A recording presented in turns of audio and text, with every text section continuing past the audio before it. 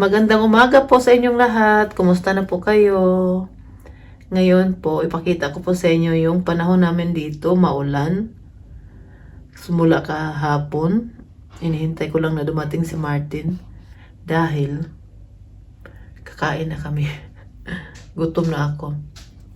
Yan po yung panahon natin dito. Ang pangit ng panahon namin dito eh.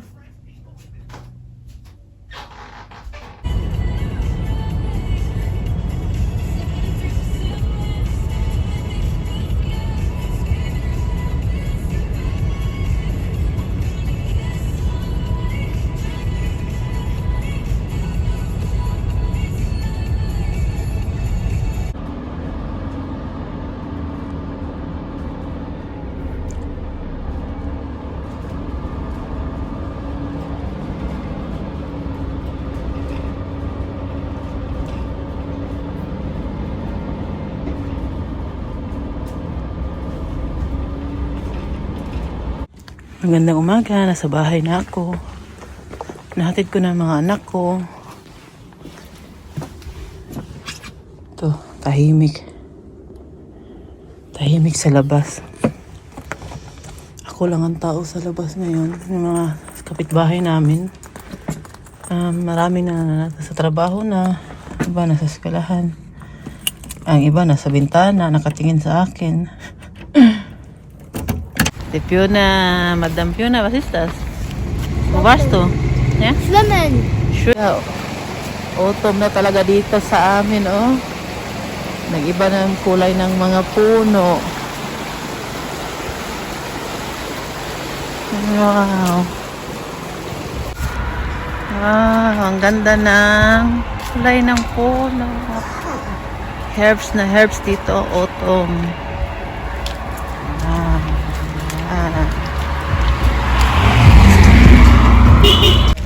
Oh, ang daming dahon na laglag na.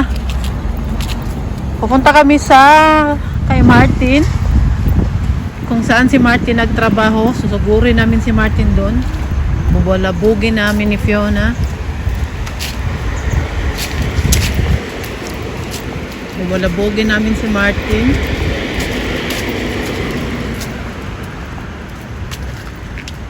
Hindi, pupunta po kami kay Martin dahil meron po kami pupuntahan ngayon.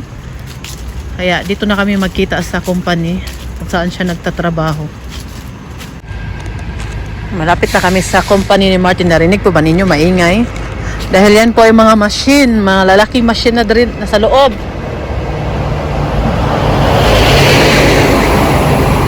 At ito naman malalaking truck na pumupunta. Nagkukuha po yan sila ng mga ano ba? Anong tawag niya na eh? Hindi ko na alam kung ano sabihin ko. Salamat po. Nagkukuha po yan sila ng mga order o minsan nagde-deliver. Kaya maraming malalaking truck dito na side pumupunta.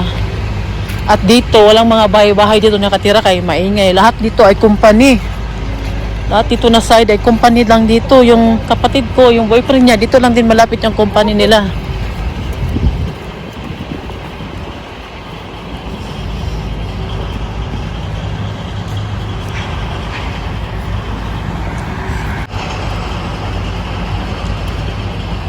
Siguro dito lang kami maghihintay sa gasoline station. Sirado ata. Ay, sirado man.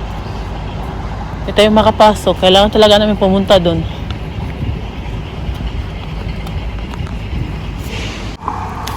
Nandito kami malapit sa company nila Martin. Hinihintay namin si Martin dahil ngayon papunta kami ng immigration. Kukunin namin yung para sa kapatid ko. Bali, yon ang invitation na dadalhin nila sa sa German Embassy sa Cebu City. Yun ang dadalhin nila. Kaya kukunin natin ngayon. Ngayon ang appointment namin doon. Kaya dito na kami nagkita dahil wala ng oras at alanganin sa oras. Sana walang traffic kundi patay. Malate tayo. Ang daming mga dahon dito, nagsiglaglagan na. At saka ang ganda ng mga kulay ng mga puno dito malapit sa company nila Martin. Dito lang namin siya hinintay dahil nahiya ako doon sa harap ba.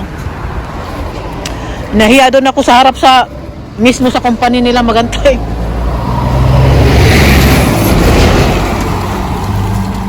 At masaka malami ding mga malalaking truck na pumupunta dito dahil nagde-deliver po yan sila ng mga metal na kailangan ng mga company dito.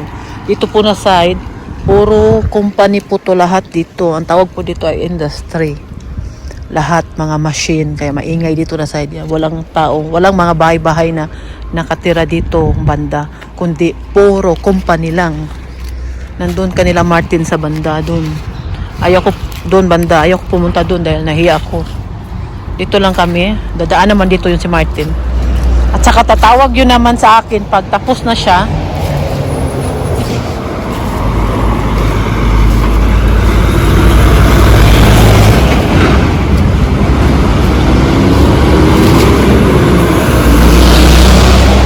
Ang daming malalaking truck na dumadaan kaya maingay. Nag-i-enjoy po ako dito sa mga paligid na napagandang kulay ng mga puno. Oh. Lalo na dun sa Ay, dito lang muna kami ni Fiona maghintay.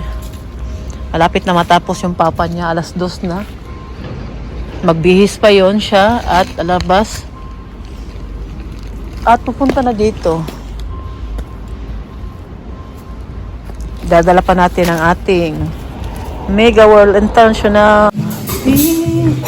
Dami nilang plantita dito. Wow. Sure ni Fiona.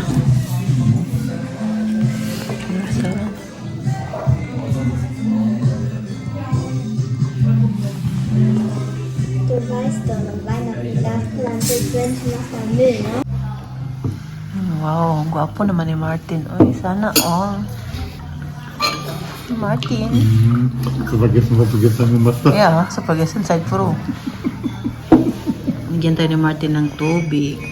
Dahil hindi tayo iinom muna ng matatamis. Kasi matamis na ang pag-ibig ni Martin. Sana all. Kami pros, Pina. Pina, here. Gold.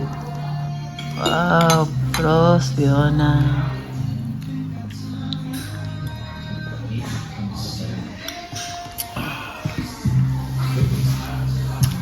Ich will mein erstes schon haben.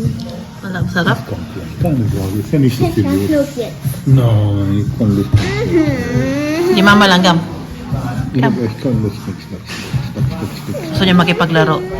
Nicht schon wieder. Papa kasi niya pagod at gutom.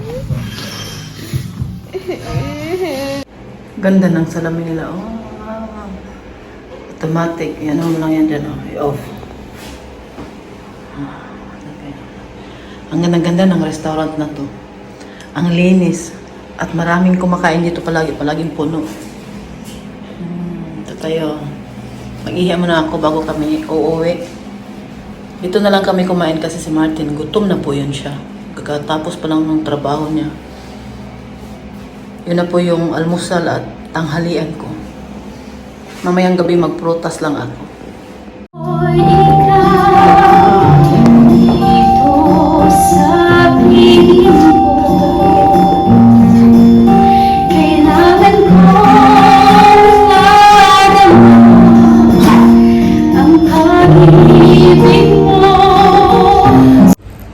Nandito pala kami sa Namo Restaurant. Yan po ay Korean. Ngayon, puno sila. Tumawag ako pero walang sumagot. Kaya pala dahil puno. Kasi magpa-reserve sana ako para ng lamesa. Kasi maganda kasi pag magpa-reserve ka para may maupuan ka talaga pagdating mo dito. Dito kami pala sa Dortmund dahil meron kaming hinatid kanina dun sa kaibigan ko. Uuwi kasi sa Cebu. So doon na lang namin pinadala sa kanya yung ipapadala namin para sa kapatid ko ba ang pupunta dito. Doon na lang namin pinadala kasi sabi nung taga-immigration na mabuti kung ipadala ninyo kung may kakilala kayong uuwi dahil masigurado na darating doon. Dahil nangyari na daw yan ilang beses na nawala, hindi na deliver yung papeles o dokumento na pinadala sa Pilipinas o sa ibang bansa. Iwan ko, basta yun yung sabi. Kaya mabuti kung mayroon kayong kakilala na uuwi, doon ninyo ipadala na lang para sigurado Kaya yun, timing na uuwi si Ate Senya, taga Cebu din siya. Pupunta na lang yung kapatid ko sa airport kasi ngayong November 3 yung appointment nila sa German Embassy sa Cebu. Kaya kailangan darating, di timing na uuwi si Ate Senya ngayong Martes, darating sila sa Cebu November 1. Kaya timing man, kaabot, diba? At nakatipid tayo ng 60 euro. Kaya yun ang maganda, na meron kang kakilala na uuwi, yun na lang ang magdala. Kaya napapasalamat ako kay Ate Senya. Napakabait po niya ni Ate Senya. Tagal-tagal na din kami magkakilala. At ngayon ako nandito sa labas dahil puno. Naghintay muna sila kung hindi darating yung napareserba. Ibibigay nila sa amin yung lamesa na pinareserba na hindi darating yung yung nagpareserba. Kaya hintayin natin. At dyan sa katabi, yan ay nila. Pwede kang bumili ng Oh, dito na tayo. Ang katabi ko ay si Martin. Walang iba kundi si Martin. Ang sikip ng lamesa namin, maliit lang yung lamesa namin. Kaya dikit ko kay Martin. Martin, oh. Sukal. Ang lamig ng kamay ko. Thank you.